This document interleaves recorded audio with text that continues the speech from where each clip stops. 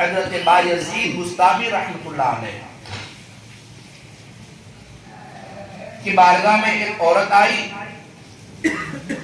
اور عرض کرنے لگی کہ آپ اللہ کے محبوب بندے ہیں، اللہ کے ولی ہیں، اور میری بیٹی کا انتقال ہو گیا ہے، میں اپنی بیٹی کو دیکھنا چاہتی ہوں کہ اس کا حال کیسا ہے۔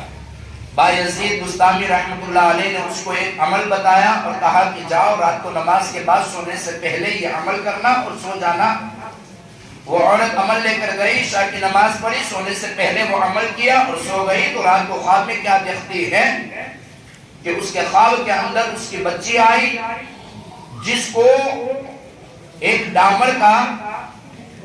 پیراہن پرایا گیا ہے اور اس کے گلے کے اندر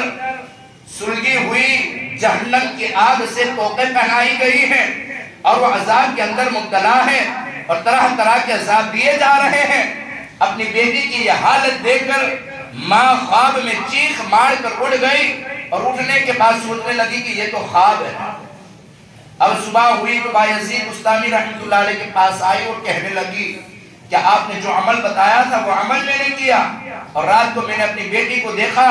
تو وہ بہت ہی بڑے عذابوں کے اندر مبتلا ہے۔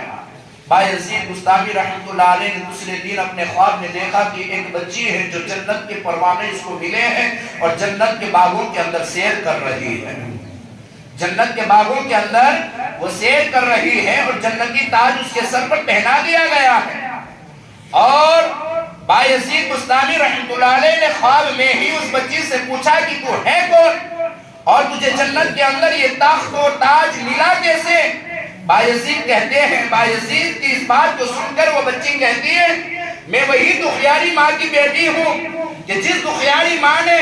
رات کو خواب میں مجھے دیکھا تھا کہ میں بڑے بڑے عذابوں کے اندر مبتلا ہوں اور میرے گلے کے اندر توق پہنا دیے گئے ہیں اور جہنم کے بڑے بڑے کڑے کڑے عذاب مجھے دیے جا رہے ہیں، میں وہی دخیاری ماں کی بیٹی ہوں۔ بایزید بسطامی رحمۃ اللہ علیہ نے کہا تو پھر تجھے یہ جنت کے پروانے اور جنت کے باغوں کے اندر سیر کرنا اور جنت کے